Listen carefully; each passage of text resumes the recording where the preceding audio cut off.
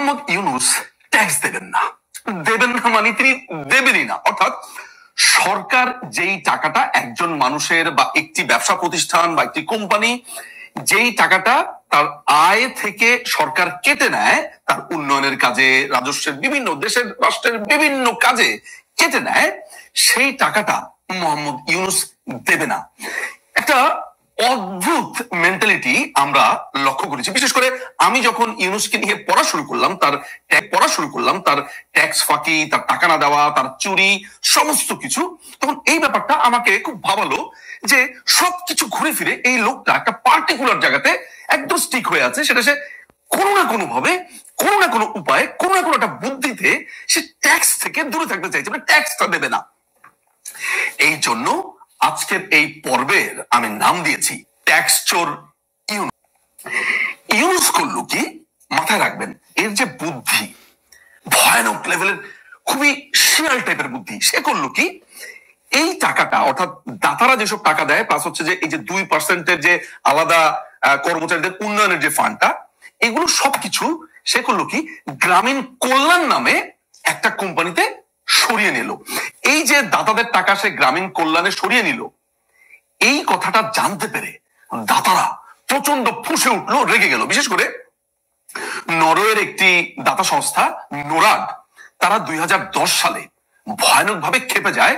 নরওয়ের রাষ্ট্রীয় টেলিভিশনে ডেনিশ বংশোদ্ভূত এক নাগরিক টম হেইনম্যান, তিনি একটি ডকু প্রচার করেন। আর সেই ডকুর ভেতরে বলা হয় যে ইউনূস যেই টাকাটা দাতা সংস্থার কাছ থেকে পায়, সেইটা সে তার নিজের নিয়ন্ত্রিত একটি কোম্পানিতে সে ট্রান্সফার করেছে। ওই যে গ্রামীণ কল্যাণের কথা বললাম, এই নরওয়েকে ঠান্ডা করবার জন্য ইউনূস নানান ধরনের চিঠি চালাচালি করে।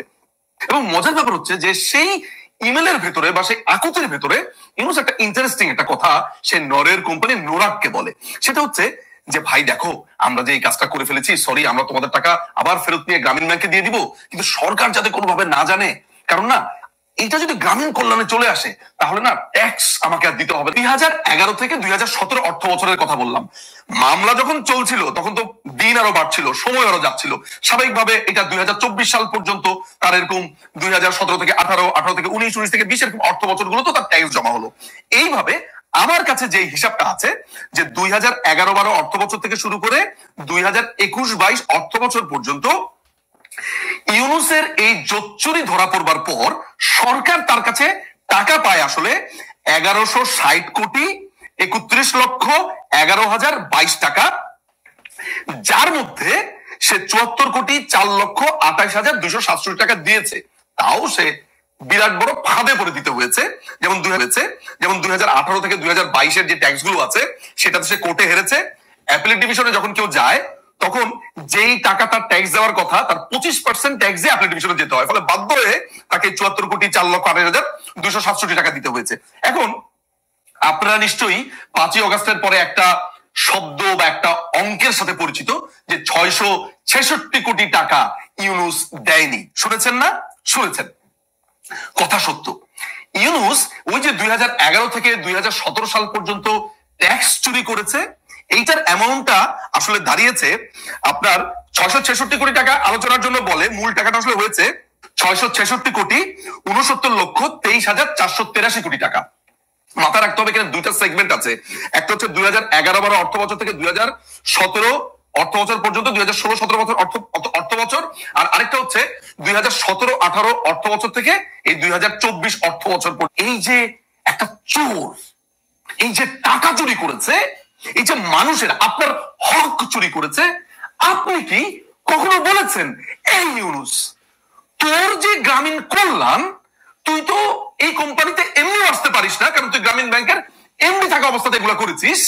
প্রথমত তুই অবৈধ কাজ করেছিস, আচ্ছা, তুই গ্রামীণ টেলিকমও করেছিস অবৈধভাবে, কিন্তু তুই এতগুলো কোম্পানি করে সেই কোম্পানির ট্যাক্স কেন দিচ্ছিস না রে?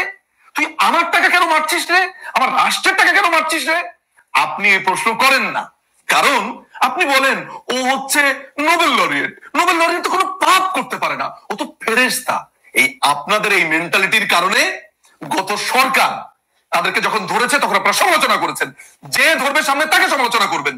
কিন্তু আজকের এই ভিডিও যদি বুঝতে পারেন তাহলে প্রতিবাদ করুন, বলুন যে নিঝুম মজুমদার যেগুলো বলছে এগুলো কি সত্যি? এই টাকা কি তুই চুরি করেছিস? এই টাকা কি তুই মেরেছিস? কেন বললি রে? টাকা দিয়ে দি, আমার টাকা দিয়ে দে, 640 কোটি টাকা দিয়ে দিবি, 493 কোটি টাকা তুই দিয়ে দিবি, টোটাল 1160 কোটি যেই টাকা সরকার পায় সব তোকে দিয়ে দিতে হবে। এই আওয়াজ তোলেন। ইউনুস, ইউনুস, টাকা দিবি কবে? 666 কোটি টাকা কবে দিবি? ইউনুস, ইউনুস, টাকা কবে দিবি? কর ফাঁকিবাজ ইউনুস, 666 কোটি টাকা মাইরে খাইছিস, গরিবের টাকা মাইরে খাইছিস, জনগণের টাকা মাইরে খাইছিস, টাকা কবে দিবি?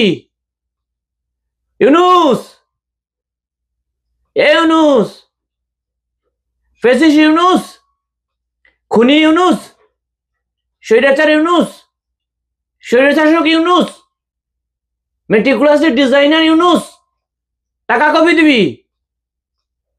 কর ফাঁকি টাকা কবে দিবি? ইউনুস, ইউনুস, ইউনুস, টাকা কবে দিবি? কর ফাঁকি টাকা কবে দিবি?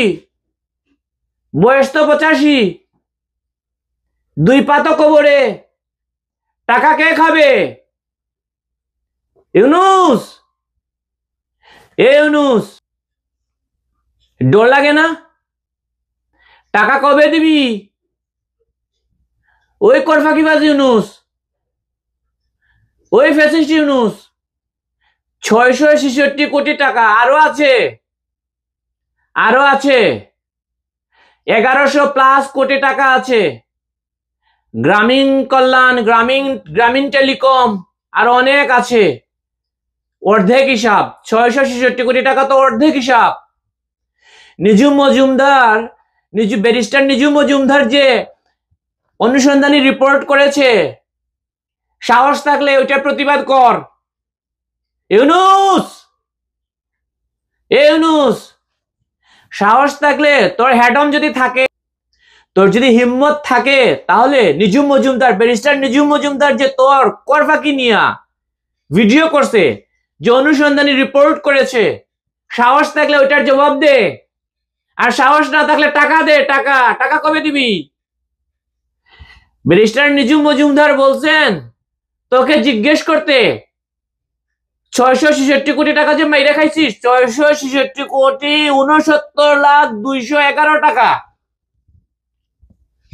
666 কোটি 69,211 টাকা মাইরে খাইছিস। এটা অর্ধেক হিসাব। টাকা কবে দিবি ইউনুস? নিঝুম ভাই বলছে তোকে জিজ্ঞেস করতে, তোকে বাংলাদেশে কেউ জিজ্ঞেস করার সাহস পায় না। এত টাকা মাইরা খাইছিস, কবে দিবি? 2029 সাল পর্যন্ত কর ফাঁকি কর মুক্ত করে রাখছিস। তুই কোন ভাবে, কিভাবে তুই নিজে কর ফাঁকি, নিজেকে কর মুক্ত করে রাখছিস, নিজের প্রতিষ্ঠানকে কর মুক্ত করে রাখছিস? তুই কেমনে জনগণকে, তুই কেমনে বাংলাদেশের জনগণকে কর ফাঁকি কর দেওয়ার কথা বলিস? ইউনুস, ও ইউনুস, তুই নিজে তোর প্রতিষ্ঠানকে কর মুক্ত রাখছিস 2029 সাল পর্যন্ত। লজ্জা লাগে না? লজ্জা লাগে না? রাষ্ট্রের প্রধান হয়ে তুই এগুলা করছিস? তুই কোন মুখে জনগণকে বলিস ঘরে বসে আপনারা কর দিতে পারবেন? কোন মুখে? তুই নিজেই তো কর মাইরে খাস, জনগণের টাকা, রাষ্ট্রের টাকা মাইরে খাস। টাকা কবে দিবি ইউনুস? হে ইউনুস, টাকা কবে দিবি? টাকা দিবি না? সাহস থাকলে ব্যারিস্টার নিঝুম মজুমদার যে তোর কর ফাঁকি নিয়ে যে এযাবৎকালের যে সর্বশ্রেষ্ঠ যে তদন্ত করছে, এযাবৎকালের সর্বশ্রেষ্ঠ যে অনুসন্ধানী রিপোর্ট করছে, তথ্য প্রমাণ যুক্তি দিয়া, সাহস থাকলে ওইটা বল যে এটা ভুল, নিঝুম মজুমদার এটা ভুল করছে, রাজনৈতিক প্রতিহিংসা পরায়ণ হয়ে নিঝুম মজুমদার এটা করছে, একটা মামলা করে দে। ইউনুস, নিঝুম মজুমদারের বিরুদ্ধে একটা মামলা কর, মামলা কর, দে মামলা, তোর ক্ষমতা আছে, দে মামলা। সাহস থাকলে আর একটা মামলা দিয়ে দে, বল এটা মিথ্যা।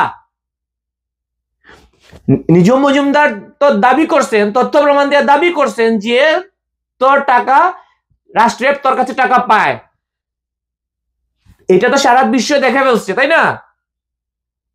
তুই যদি মনে করিস নিঝুম মজুমদার ভুল, তাহলে তুই তোর যুক্তি উপস্থাপন কর, তুই এটার একটা প্রতিবাদ কর।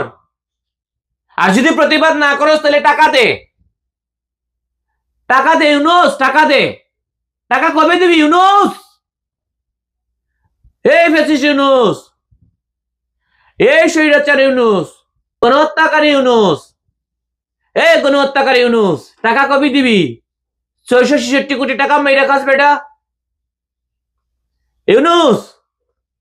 খুব করে না বলছিলি বাংলাদেশে সংখ্যালঘু নির্যাতন হয় না, এগুলো প্রপাগান্ডা, অতিরঞ্জিত, বলছিলি না?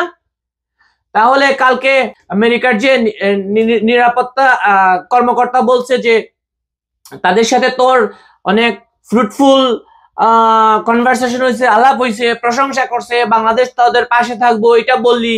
কিন্তু ওইটা বললি না যে তারা বলছে যে ধর্ম নির্বিশেষে, রিগার্ডলেস রিলিজিয়ন, ধর্ম নির্বিশেষে সকল নির্যাতন নিপীড়নের বিরুদ্ধে তারা কথা বলছে, তারা তাদের মানে তাদের কথা ব্যক্ত করছে।